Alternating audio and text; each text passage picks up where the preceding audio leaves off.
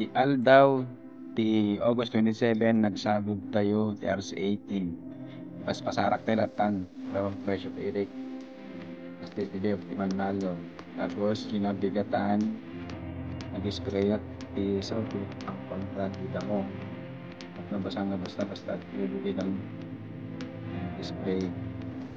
Tapos minalas lang dito kasi magmalmalang na nag-spray at malmalang na nainitan tapos bigatan ng arabisan sa amono epekto tapos after 1 week ito na yung resulta nakuha ng Panginoon umupo pa rin kahit araw-araw nakabulan nakulanan at least kahit pa Panginoon si itin sa pasarak talaga na ako parang umaano sa presyo lang pinagpasulusot